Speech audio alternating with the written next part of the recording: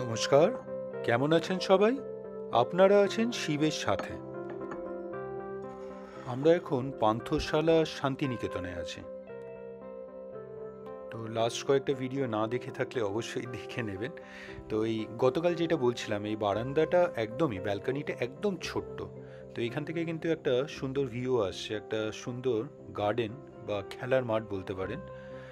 আর ওই মাঠের মাঝে কিন্তু কয়েকটা সুন্দর জিনিস দেখতে পাওয়া যাচ্ছে এখান থেকে। বুঝতে পারছেন কিনা জানি না, এটা হলো রেস্টুরেন্টটা পান্থশালা। ওই যে ওই মাঝখানে কয়েকটা ব্যাং, একটু জুম করে দেখাই, ফ্রগ। বেশ সুন্দর লাগছে কিন্তু।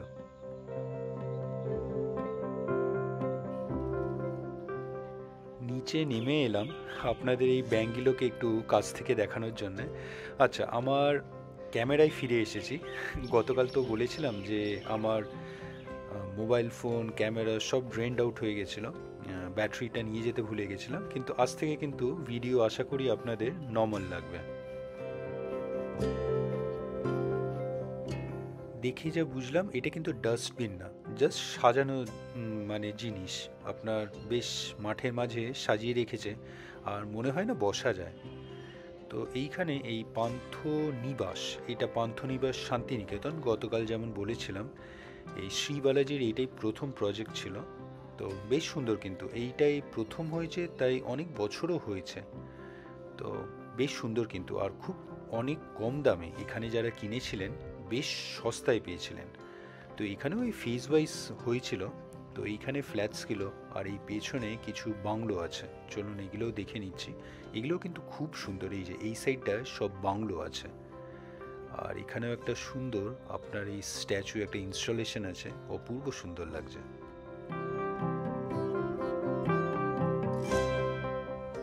যখন এই মেলার জন্যে, যখন কোথাও জায়গা পেলাম না থাকার জন্যে, এই আপনার পান্থশালায় পেলাম, একদিক থেকে কিন্তু আমি বেশ খুশি হয়েছিলাম।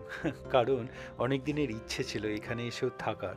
তো ভালোই হলো, এখানটায় ক্যাম্পাসের ভেতরটাও দেখা হয়ে গেল, এখানের আপনার রেস্টুরেন্টটাও ট্রাই হলো। বেশ খাবার দাবার গতকালই বলেছি, খুব ভালো। তো এইগুলো হলো বাংলো, যা দেখে মনে হচ্ছে আপনার এই এক একটা বিল্ডিংয়ে দুটো করে আছে, একটা নিচের তলায়, একটা ফার্স্ট ফ্লোরে, উপরের তলায়। আর একটু এই সাইডে ডান দিকে পার্কিংয়ের পেছনেও কিন্তু ওইগুলো হলো একদম মনে হয় লাক্সারি টাইপের অ্যাপার্টমেন্টস, বাংলোই বলবো। কিন্তু এখানে যেমন এক একটা বিল্ডিংয়ে দুটো করে মনে হয় ফ্ল্যাটস বা বাংলো বলবো, ওইখানে মনে হয় পুরোপুরি একটা করে। হয়তো দাম ওইগুলোর একটু বেশি। চলুন ওই সাইডেও যাবো, আগে এটা দেখে নিই।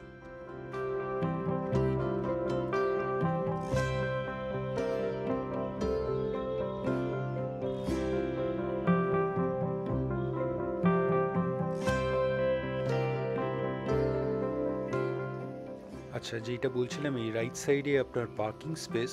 তো পান্থশালায় বুক করলে এইখানে এসে আপনার গাড়ি পার্ক করতে হবে। আর পান্থনিবাসেরও মনে হয় পার্কিং এখানে, কিন্তু কোনো পার্কিং স্পেস অ্যালটেড নেই। মানে ফার্স্ট কাম ফার্স্ট সার্ভ মতন, এইখানে যে যেমন আসে এখানে গাড়ি রাখে। আর এই সাইডে এই যেই দুটো বলছিলাম লাক্সারি অ্যাপার্টমেন্ট, এই পার্কিং স্পেসের ঠিক পেছনটা দুটোই আছে এই প্রপার্টিতে, পান্থনিবাসে। তো বেশ সুন্দর, মানে একতলা দুতলা, মানে ডুপ্লেক্স হাউসের মতন বলতে পারেন, অপূর্ব সুন্দর লাগছে। জানি না কাদের এটা। তো এখানে দুটোই আছে একদম এই প্রজেক্টের এক কোণে, বেশ নিরিবিলি আর বেশ শান্ত পরিবেশ, খুব সুন্দর দেখলাম।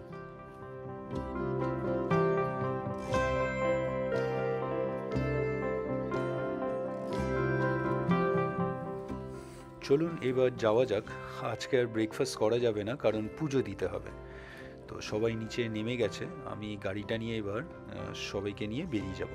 তো এইখানে এই দেওয়ালের গায়ে, এই বাউন্ডারি ওয়ালের ভেতর সাইডে খুব সুন্দর সুন্দর এই পেন্টিং, যদ্দূর মনে পড়ছে এগুলো কিশলয়তে দেখেছি। ভুল হলে অবশ্যই জানাবেন কমেন্টস করে।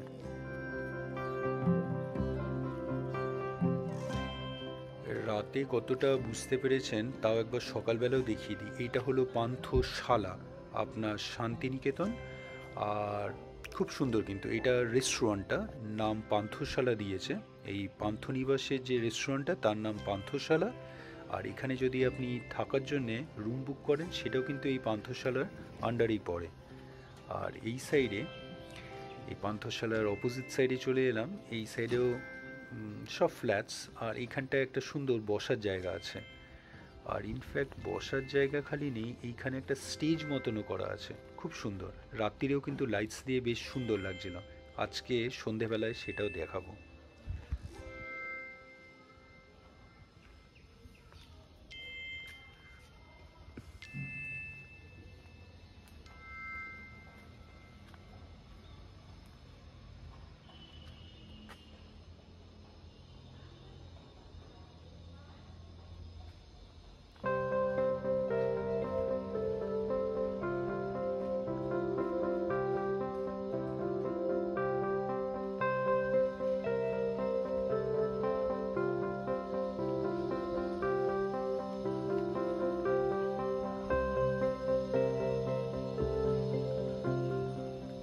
এই সাইডেও আপনার কিছু ইনস্টলেশন আছে, রাতে আরও সুন্দর লাগে মানে লাইটসে।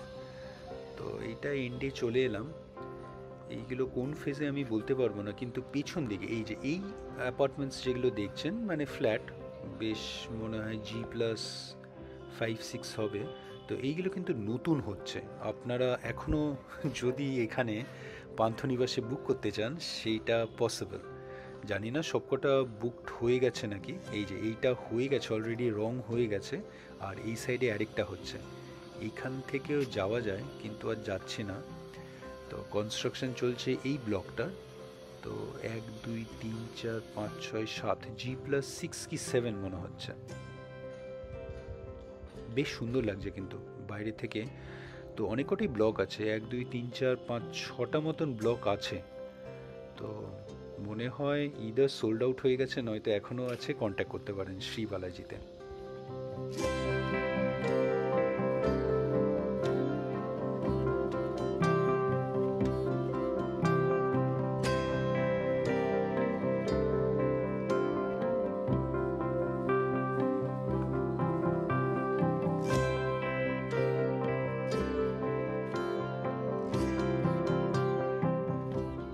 আপনাদের পান্থনিবাস শান্তিনিকেতনও দেখিয়ে দিলাম কিন্তু। চলুন এবার সবাই বললো একটু চা খাবে, তো চা খেয়ে এবার বেরিয়ে যাব। আপনি কি নেমে এসেছেন? রেডি হয়ে গেছেন?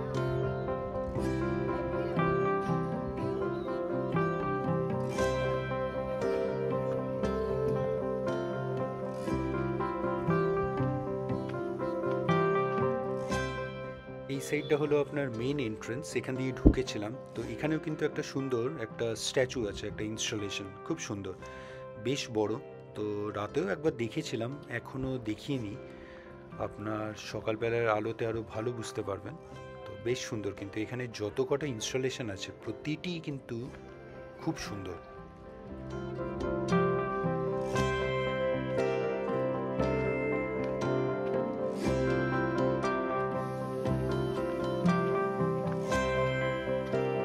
আসবে না, আমি ভিডিও নিচ্ছি।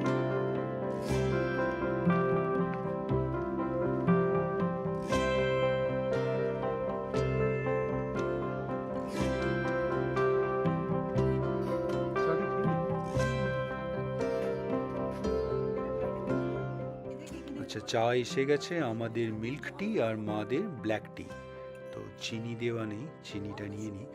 আর এখানে যেটা বলছিলাম 31শে ডিসেম্বরে যে প্রোগ্রামটা হবে, এখানে দেখুন বেশ শো হবে অনেক কিছু। আর per head most probably 1000 rupees charge করা হবে। তো বেশ ভালোই। আমাদের মনে হয় না আর আসা হবে, দেখা যাক, এখানে একটা অপশান আছে। তো বেরিয়ে যাচ্ছি এবার।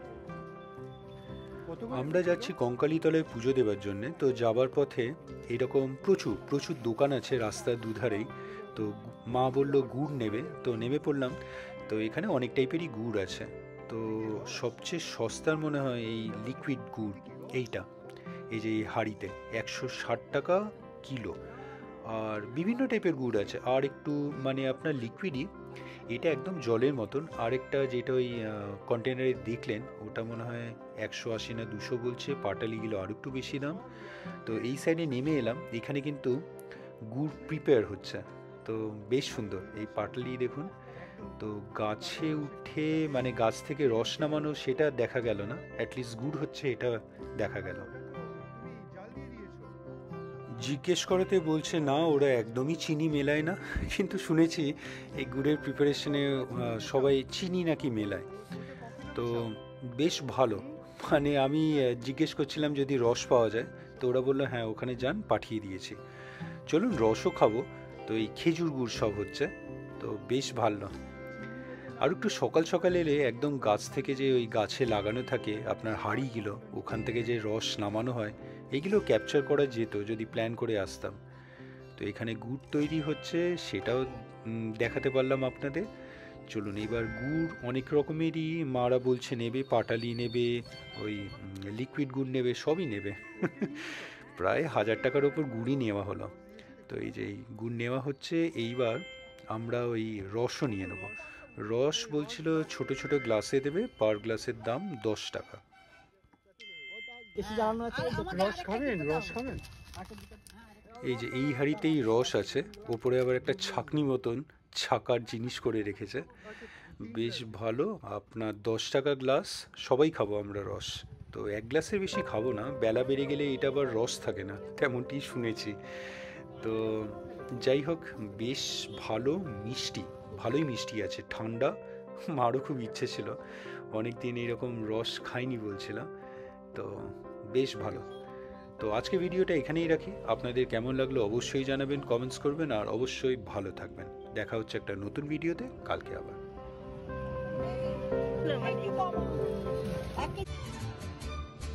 ভিডিওটা ভালো লাগলে লাইক, শেয়ার অ্যান্ড সাবস্ক্রাইব করবেন। আর সাবস্ক্রাইব করার সময় ওই বেল আইকনটা প্রেস করে দেবেন, তাহলে যখনই কোনো ভিডিও এই চ্যানেলে আপলোড হবে আপনার কাছে নোটিফিকেশন চলে যাবে। ভালো থাকবেন।